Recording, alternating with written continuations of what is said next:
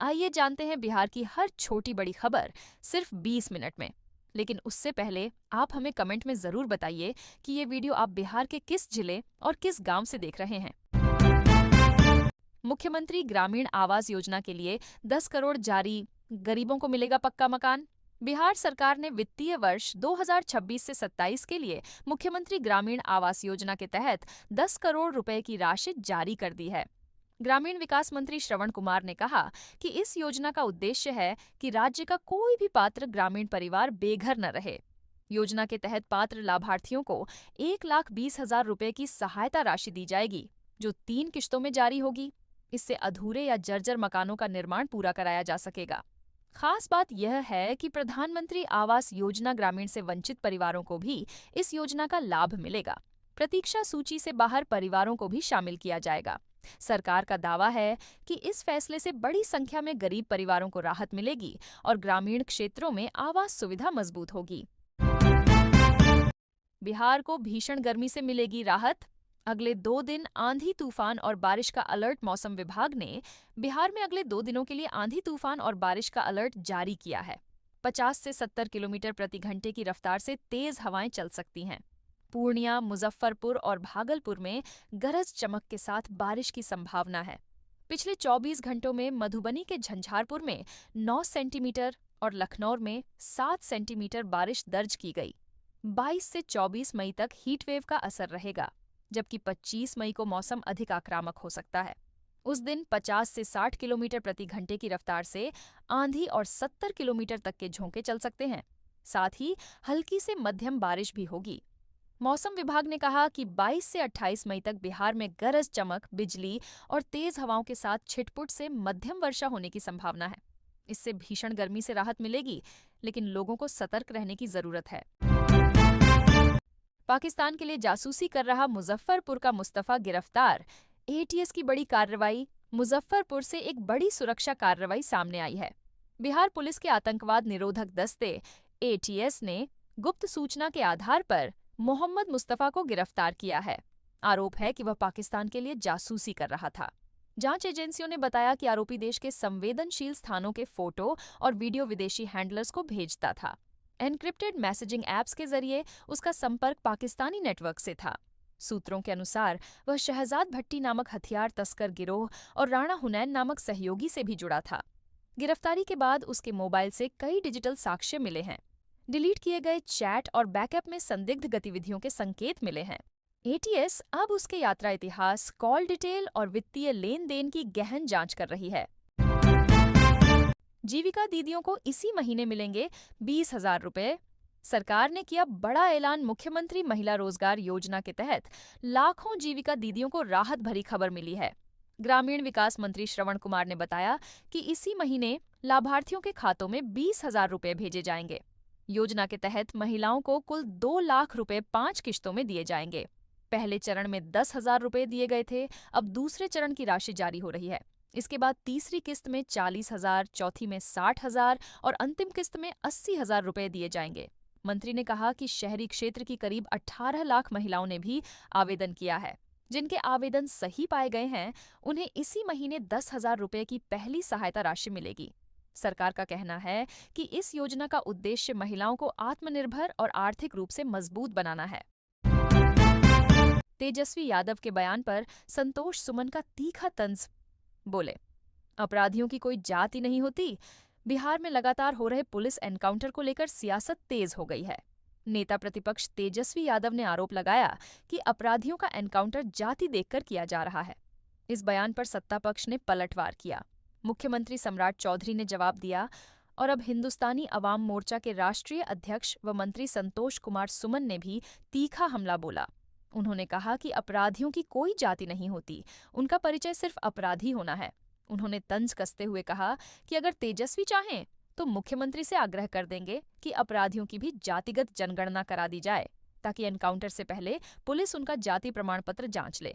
संतोष सुमन ने सवाल उठाया कि क्या अब पुलिस अपराधियों के खिलाफ कार्रवाई करने से पहले उनकी जाति पूछेगी। उन्होंने कहा कि कानून व्यवस्था बनाए रखना सरकार और पुलिस की जिम्मेदारी है और अपराधियों के खिलाफ कार्रवाई को जातीय नजरिए से देखना गलत संदेश देता है। कोई पुलिस को चैलेंज करे तो उसे 48 घंटे में जवाब दें। सीएम सम्राट चौधरी का सख्त संदेश। बिहार में अपराध नियंत्रण को लेकर पुलिस का अभियान लगातार तेज हो रहा है। मुख्यमंत्री सम्राट चौधरी ने गुरुवार को अधिकारियों को स्पष्ट निर्देश देते हुए कहा कि कानून व्यवस्था से कोई समझौता नहीं होगा। उन्होंने कहा कि यदि कोई पुलिस को चुनौती देता है तो उसे 48 घंटे के भीतर जवाब मिलना चाहिए। सीएम ने कहा कि पुलिस सुशासन और सख्ती दोनों के लिए है और अपराधी किसी भी हालत में बचने नहीं चाहिए। उनके इस बयान को पुलिस को खुली कार्रवाई की छूट के रूप में देखा जा रहा है। सम्राट चौधरी के मुख्यमंत्री बनने के बाद महज 5 दिनों में बिहार पुलिस ने 6 बड़े एनकाउंटर किए हैं। पटना, जहानाबाद, समस्तीपुर, सिवान और किशनगंज में अपराधियों को मुठभेड़ में घायल कर गिरफ्तार किया गया। सूत्रों के अनुसार पुलिस कार्रवाई के डर से एक अपराधी ने पंडित बुलाकर पूजा करवाई और अपना हथियार गंगा नदी में प्रवाहित कर दिया। उत्तर बिहार में भारी बारिश और आंधी का अलर्ट, दक्षिण में भीषण लू का कहर। राज्य के अलग अलग हिस्सों में मौसम का मिजाज बदला हुआ है। उत्तर बिहार में आंशिक बादल और मेघ गर्जन के साथ वर्षा से मौसम अनुकूल बना हुआ है। वहीं दक्षिण बिहार के जिलों में शुष्क हवा और उमस भरी गर्मी से लोग परेशान हैं। मौसम विज्ञान केंद्र पटना ने अगले 24 घंटों के लिए चेतावनी जारी की है। अरवल, भोजपुर, बक्सर, औरंगाबाद, भभुआ और रोहतास में हीट वेव का अलर्ट है। वहीं समस्तीपुर, शिवहर, अररिया, किशनगंज और चंपारण में 40 से 50 किलोमीटर प्रति घंटा की रफ्तार से हवा चलने और आंधी पानी की संभावना है। बीते 24 घंटों में पूर्णिया के डगरुआ में 135.2 मिलीमीटर बारिश दर्ज की गई। पटना का तापमान 40.1 डिग्री सेल्सियस रहा, जबकि डेहरी, रोहतास में 44.6 डिग्री सेल्सियस के साथ सबसे अधिक गर्मी दर्ज की गई। मौसम विभाग ने कहा कि अगले 3 से 4 दिनों तक मौसम में कोई बड़ा बदलाव नहीं होगा। पटना में दुकान का शटर काटकर 30 लाख की लूट। हथियारबंद बदमाशों ने गार्ड को बनाया बंधक। पटना के चिरौरा थाना क्षेत्र में टीवी, फ्रिज, एसी और कूलर के गोदाम में हथियारबंद अपराधियों ने बड़ी लूट की वारदात को अंजाम दिया। घटना 19 मई की अहल्ले सुबह करीब 3 बजे की है। आधे दर्जन अपराधी गोदाम का शटर काटकर अंदर घुसे और वहां तैनात गार्ड विश्वामित्र खरवार को हथियार के बल पर बंधक बना लिया। अपराधियों ने उसके साथ मारपीट की और हाथ पैर बांधकर कमरे में बंद कर दिया। इसके बाद करीब 30 लाख रुपए मूल्य के सामान वाहन पर लोड कर फरार हो गए। घटना की सूचना मिलते ही पुलिस मौके पर पहुंची और जांच शुरू की। गोदाम मालिक नाजिम नदीम ने 21 मई को नौबतपुर थाना में प्राथमिकी दर्ज कराई।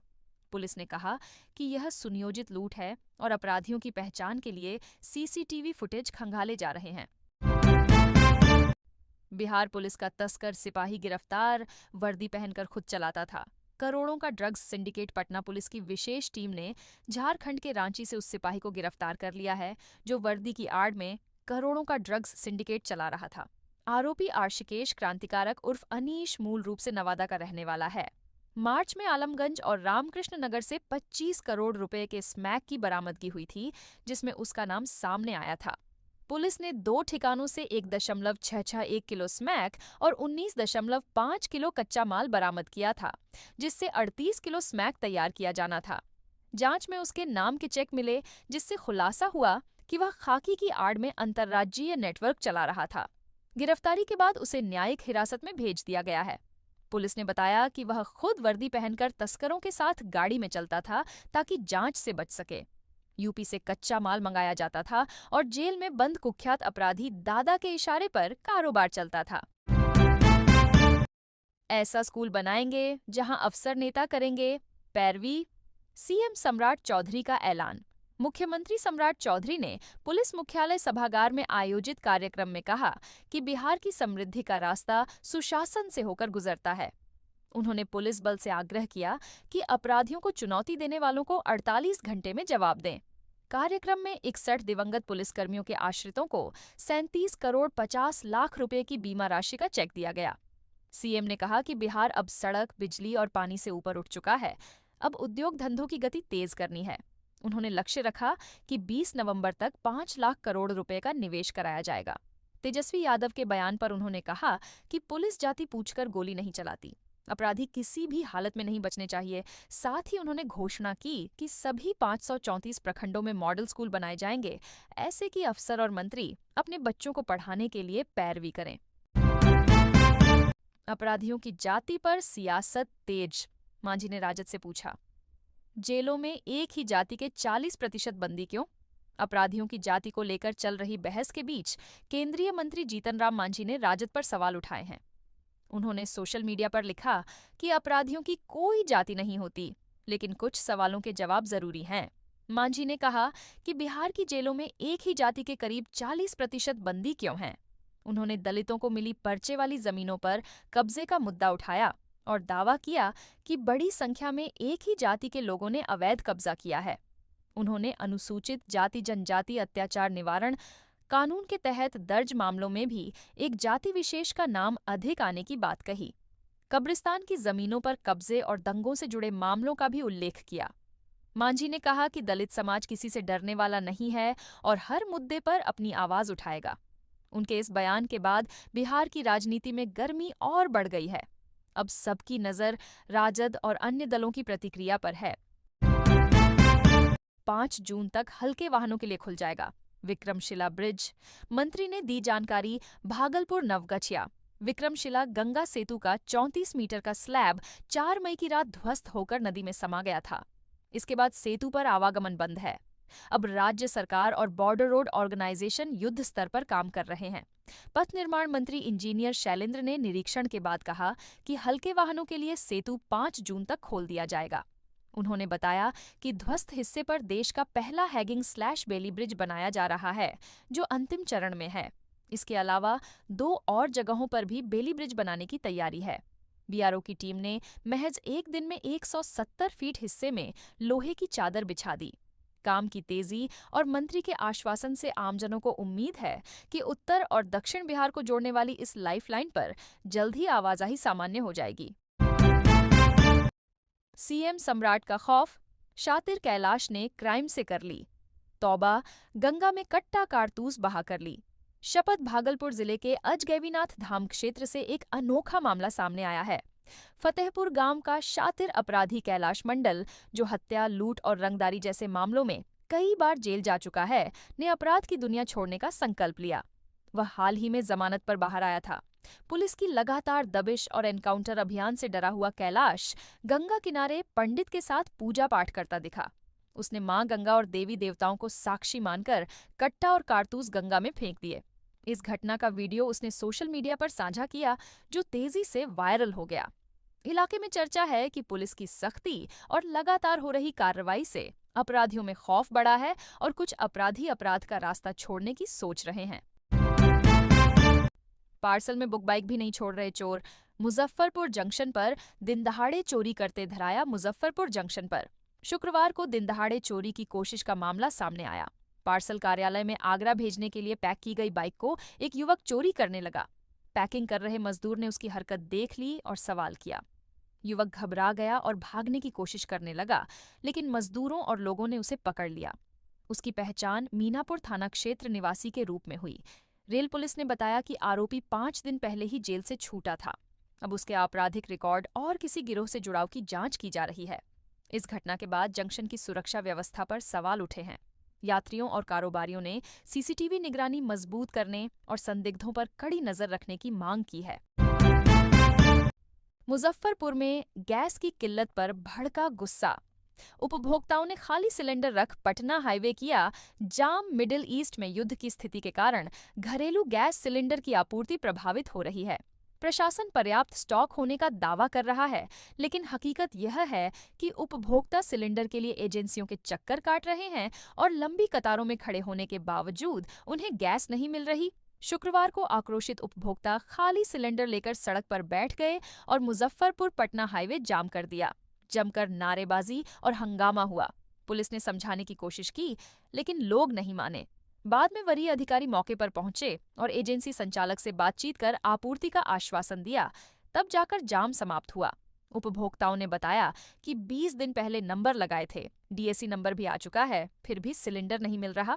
प्रशासन के अनुसार 21 मई को आईओसी, एचपीसीएल और बीपीसीएल के पास कुल 20,449 सिलेंडर स्टॉक में थे, लेकिन एजेंसियों की मनमानी से आपूर्ति ठप है।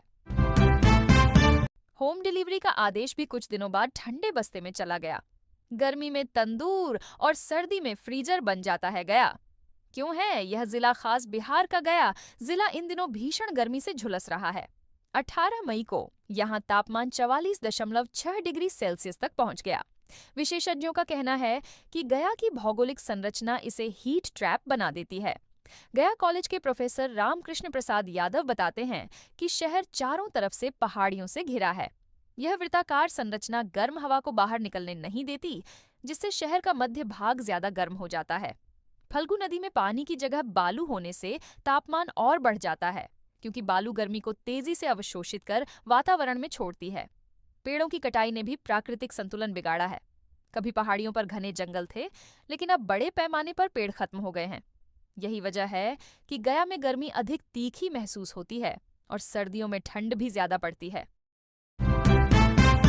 सीएम सम्राट चौधरी का बक्सर दौरा, किला मैदान में उतरेगा हेलीकॉप्टर, ट्रैफिक रूट में बदलाव। मुख्यमंत्री सम्राट चौधरी 23 मई को बक्सर पहुंचेंगे। उनका हेलीकॉप्टर किला मैदान में उतरेगा और वहां से वे वामन भगवान मंदिर और रामरेखा घाट जाकर पूजा करेंगे। प्रशासनिक तैयारियां जोरों पर हैं और किला मैदान में हेलीपैड बनाया जा रहा है। सदर अनुमंडल पदाधिकारी ने शहर के लिए विशेष ट्रैफिक रूट प्लान जारी किया है। 23 मई को दोपहर 12 बजे से शाम 7 बजे तक कई प्रमुख मार्गों पर वाहनों का प्रवेश प्रतिबंधित रहेगा।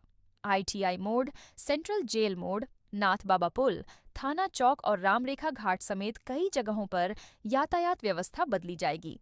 वैकल्पिक मार्गों में Golambar, syndicate, bypass bus stand, Ambedkar चौक और चौसा रोड शामिल हैं। मरीजों, एम्बुलेंस और आवश्यक सेवाओं को छूट दी जाएगी। रेलवे यात्रियों से अपील की गई है कि वे टिकट साथ रखें। सुबह 7 बजे से रात 10 बजे तक बड़े वाहनों की नो एंट्री लागू रहेगी। प्रशासन ने नागरिकों से सहयोग की अपील की है ताकि मुख्यमंत्री के कार्यक्रम के दौरान व्यवस्था सुचारू बनी रहे। बेगूसराय में सड़क पर महिला की दबंगई, बुजुर्ग ड्राइवर से मारपीट का वीडियो वायरल। बेगूसराय जिले के बछवाड़ा थाना क्षेत्र में गुरुवार शाम मामूली सड़क हादसे के बाद बीच सड़क जमकर हंगामा हुआ। मुरली टोल प्लाजा के पास पुलिस स्टिकर लगी कार और मालवाहक पिकअप वैन के बीच हल्की टक्कर हो गई। प्रत्यक्षदर्शियों के अनुसार हादसे के बाद कार से उतरी महिला गुस्से में बुजुर्ग पिकअप चालक पर भड़क गई और लापरवाही से गाड़ी चलाने का आरोप लगाने लगी। वायरल वीडियो में महिला चालक का कॉलर पकड़कर मालिक को बुलाओ कहते हुए बहस करती नजर आ रही है। देखते ही देखते मौके पर लोगों की भीड़ जुट गई और सड़क पर अफरा तफरी जैसी स्थिति बन गई। किसी राहगीर ने पूरे घटनाक्रम का वीडियो सोशल मीडिया पर डाल दिया, जो तेजी से वायरल हो रहा है। हालांकि वीडियो की आधिकारिक पुष्टि नहीं हुई है। सूचना मिलने पर बछवाड़ा पुलिस मौके पर पहुंची और दोनों पक्षों को थाने ले गई। काफी देर तक बातचीत के बाद दोनों पक्ष समझौते पर राजी हो गए। थानाध्यक्ष परेंद्र कुमार ने बताया कि किसी भी पक्ष ने लिखित शिकायत नहीं दी, इसलिए दोनों को PR बांड पर छोड़ दिया गया। भोजपुर में बढ़ा वीरू स्टाइल ट्रेंड, शादी की जिद में मोबाइल टावर पर चढ़ रहे युवक। भोजपुर जिले में प्रेम प्रसंग और शादी की जिद को लेकर मोबाइल टावर पर चढ़ने की घटनाएं तेजी से बढ़ रही हैं। फिल्मों में दिखने वाला वीरू स्टाइल अब हकीकत में देखने को मिल रहा है। हाल के दिनों में कई युवक अपनी मांग मनवाने के लिए मोबाइल टावर पर चढ़कर हंगामा कर चुके हैं। 13 मई को सहार थाना क्षेत्र के गुलजारपुर गांव में महेश उर्फ मंटू पासवान अपनी पसंद की लड़की से शादी कराने की मांग को लेकर मोबाइल टावर पर चढ़ गया था। करीब 3 घंटे तक गांव में हाई वोल्टेज ड्रामा चलता रहा। पुलिस, ग्रामीण और जनप्रतिनिधि लगातार उसे समझाते रहे। आखिरकार लड़की पक्ष से बातचीत कराने के बाद युवक नीचे उतरने को तैयार हुआ। सामाजिक जानकारों का मानना है कि पारिवारिक दबाव, प्रेम संबंधों में असफलता और सोशल मीडिया पर सहानुभूति पाने की मानसिकता ऐसी घटनाओं को बढ़ावा दे रही है। पुलिस ने लोगों से अपील की है कि किसी भी विवाद का समाधान कानून और बातचीत के जरिए करें, क्योंकि मोबाइल टावर पर चढ़ना बेहद खतरनाक साबित हो सकता है। दरभंगा में 80,000 से ज्यादा पेंशनधारियों का भुगतान बंद।